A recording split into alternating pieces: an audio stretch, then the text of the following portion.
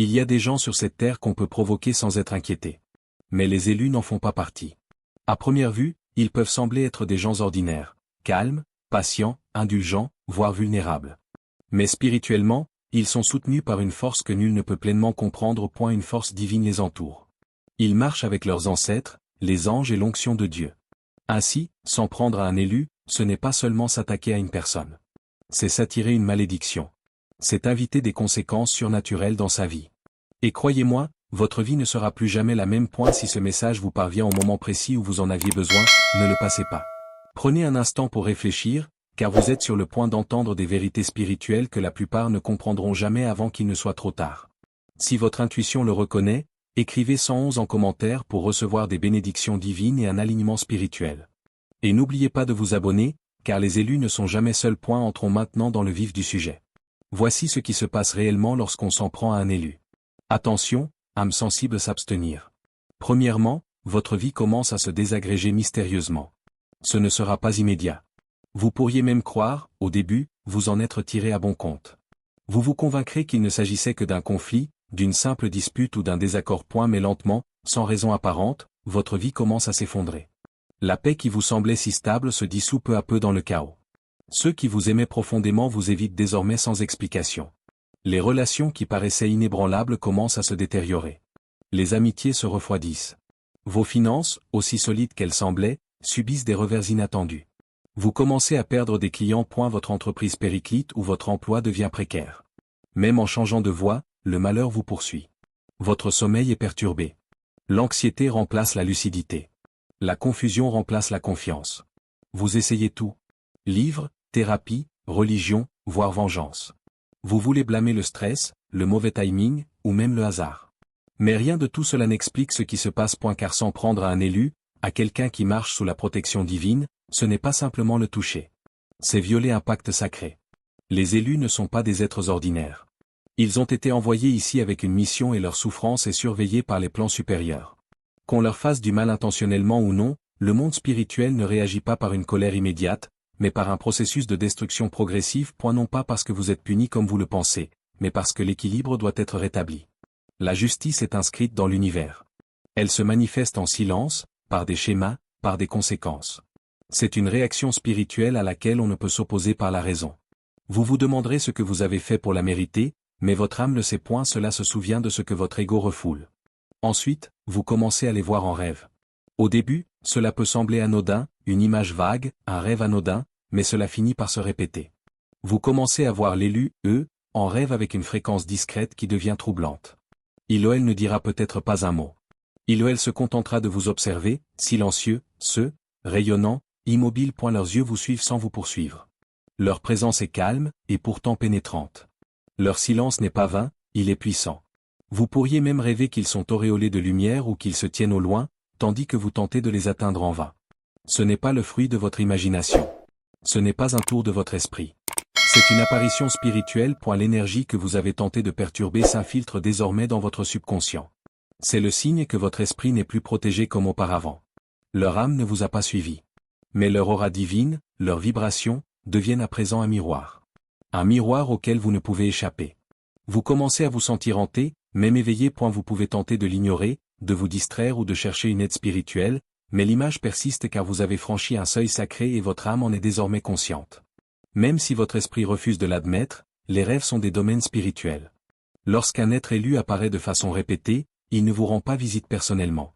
C'est votre culpabilité qui l'attire. Ton esprit subit désormais les conséquences d'avoir touché une personne porteuse d'un sceau divin. Elle n'a pas besoin de parler. Son silence est sa présence. Et cela seul est une épreuve. Troisièmement, ta protection te quitte. Avant de t'en prendre à cet élu, tu étais encore sous la grâce divine. Même dans ton ignorance, la miséricorde t'enveloppait, la protection te couvrait et tu recevais des bénédictions dont tu ignorais même le caractère immérité. C'était la patience de Dieu. C'était le ciel qui disait, il est encore temps de changer. Mais dès l'instant où tu as franchi cette ligne invisible et causé du tort, que ce soit verbalement, spirituellement, émotionnellement ou physiquement, à un élu, tu as déclenché un bouleversement. La barrière qui te protégeait autrefois commence à se lever lentement, puis d'un coup. L'opportunité sur laquelle tu comptais s'évanouit soudainement. Cette personne qui vous soutenait autrefois vous quitte sans prévenir. Les portes qui s'ouvraient si facilement pour vous se referment désormais brutalement. Et vous avez beau frapper, personne ne répond. Ce n'est pas la vie qui est cruelle, c'est la conséquence divine. Attaquer quelqu'un qui est sous la protection divine, c'est non seulement créer un conflit, mais aussi transgresser un ordre sacré. Les élus sont les guerriers, les intercesseurs et les messagers de Dieu. Les blesser, c'est s'attaquer au cœur même d'une mission divine. Et Dieu protège ceux qu'il envoie. Une fois votre protection disparue, vous vous sentirez vulnérable comme jamais auparavant. Votre confiance s'effrite. Votre intuition s'obscurcit. Vous vous sentez à découvert. Ce n'est pas une question de karma. Il s'agit de juridiction spirituelle. Et maintenant, vous en êtes exclu. Tant que vous n'aurez pas reconnu votre faute et cherché à vous aligner sur le droit chemin par un repentir profond, vous continuerez à ressentir l'absence de cette protection divine. Le pire, c'est qu'aucun être humain ne peut restaurer ce que seul le ciel peut remplacer.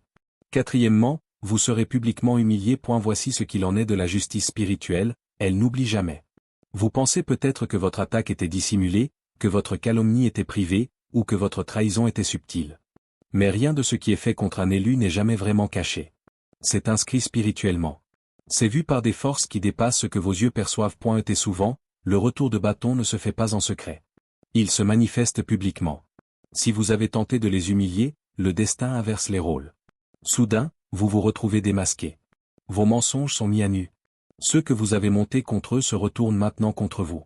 La vérité, aussi longue soit-elle, finit par éclater. Le plus douloureux, c'est que vous ne maîtrisez plus le récit. Dieu ne se contente pas de protéger ses élus, il les justifie. Et cette justification peut être retentissante. Votre crédibilité s'effrite. Votre auditoire disparaît. Votre masque tombe devant ceux-là même que vous cherchez à impressionner. Car lorsque vous visez à détruire quelqu'un enveloppé de grâce, vous scellez votre propre chute, non par vengeance, mais par la loi spirituelle. C'est comme semer une graine empoisonnée et la voir germer pour ensuite réaliser qu'elle a fleuri dans votre jardin. La justice divine n'est pas mesquine. Elle est poétique. Vous subirez les conséquences de vos actes. Vous endurerez ce que vous avez imposé. Non pas parce que Dieu vous hait, mais parce qu'il honore ceux qu'il a appelés. Les élus n'ont pas à se défendre. Le ciel le fait pour EUX.ET. Lorsque ce mécanisme de défense active, il ne fait généralement plus aucun doute quant à l'identité du véritable coupable. 5. D'étranges incidents vous poursuivront. Après avoir blessé un élu, le monde physique autour de vous commencera à se comporter bizarrement. Au début, il s'agit de petites coupures aléatoires, d'objets déplacés, de retards étranges, mais cela finira par s'aggraver. Votre voiture tombe en panne en plein désert. Vous vous blessez de façon étrange. Vous êtes victime d'accidents inexplicables.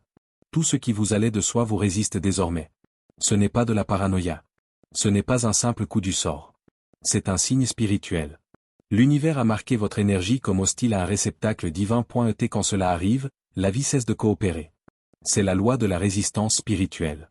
La nature elle-même entreprend de corriger le déséquilibre. Vous constaterez que, malgré toute votre prudence, vous ne pouvez éviter les perturbations, car l'énergie que vous avez libérée au ressentiment, jalousie, violence vous revient. Les élus n'ont pas besoin de lever le petit doigt. L'univers protège ceux qui portent une intention divine.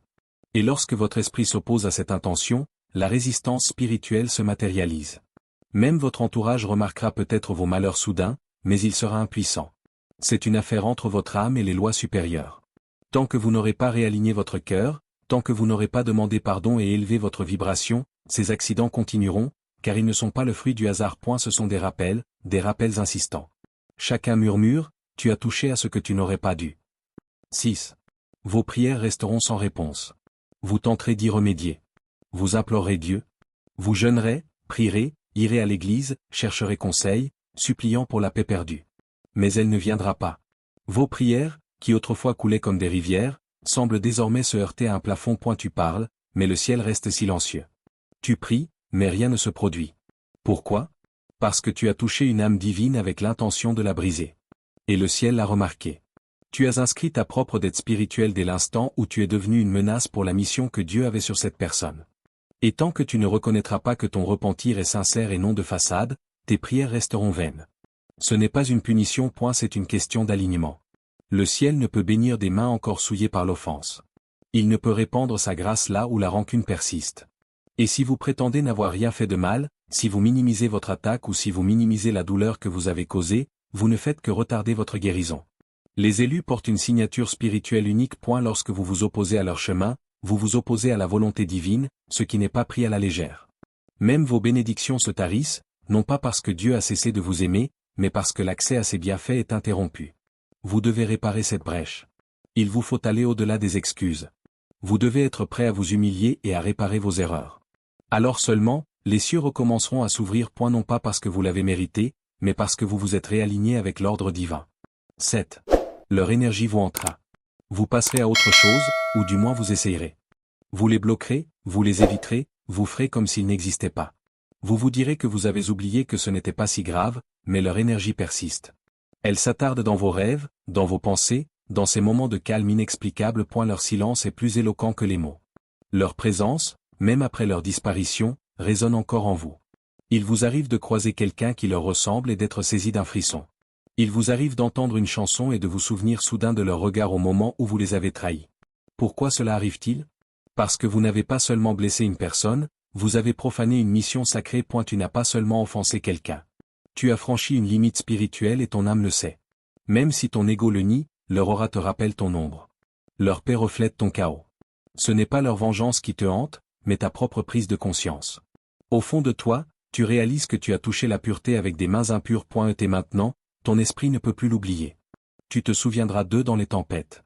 Tu penseras à eux quand tes joies s'estomperont. Leur énergie te confrontera, non par vengeance, mais parce que la vérité finit toujours par éclater. Tu ne t'es pas contenté de partir. Tu as tourné le dos à la lumière. Et maintenant, même au milieu du tumulte, leur silence est plus éloquent que tout le reste. Tant que vous n'aurez pas fait la paix avec vos actes, leur énergie ne vous libérera pas. Ce n'est pas de l'obsession, c'est une mémoire spirituelle, et elle ne s'estompera pas tant que la guérison n'aura pas commencé. 8. Plus vous tentez de les détruire, plus ils se renforcent. Les élus ne se contentent pas de survivre aux attaques. Ils en tirent leur force. Et c'est ce qui vous blessera le plus. Plus vous colportez de rumeurs à leur sujet, plus ils sont glorifiés. Plus vous complotez, plus ils prennent de l'importance. Chaque piège que vous leur tendez se transforme en votre propre piège. Chaque mensonge que vous proférez devient votre propre corde. Vous verrez la personne que vous avez tenté de détruire devenir intouchable. Ce n'est pas le karma. C'est la loi divine. Et la mort vous frappera physiquement, spirituellement ou énergétiquement. Ce n'est pas une menace, c'est un avertissement. Lorsque vous vous en prenez à un être élu, la mort se manifeste. Parfois, c'est la mort de votre paix intérieure. D'autres fois, c'est la mort de votre raison d'être, de vos relations, de votre vitalité, voire même de votre vie physique. Certains ennemis des élus sombrent dans la folie. Certains perdent tout et ne s'en remettent jamais. D'autres meurent intérieurement et errent comme des âmes vides. C'est le risque que vous prenez en touchant à ce que Dieu a consacré. Attaquer un élu, c'est le faire à vos risques et périls. À vous, élus, qui lisez ceci, gardez le silence. Vous n'êtes pas obligé de riposter. Tu n'as pas besoin de te venger. Ton énergie est déjà ta protection. Ton silence est déjà ton arme. Dieu, les ancêtres, l'univers, ils s'occuperont de ce que tu ne peux pas. À ceux qui t'ont attaqué, puisse ceci être leur dernier avertissement. Le prix à payer pour s'en prendre aux êtres divins est bien plus élevé qu'ils ne pourront jamais l'assumer. Bienvenue sur la chaîne Alchimie de la Conscience. Si ce message a résonné en vous, écrivez 111 en commentaire pour recevoir l'harmonie divine et des bénédictions. N'oubliez pas de vous abonner, car ce voyage spirituel ne fait que commencer. Merci de votre attention.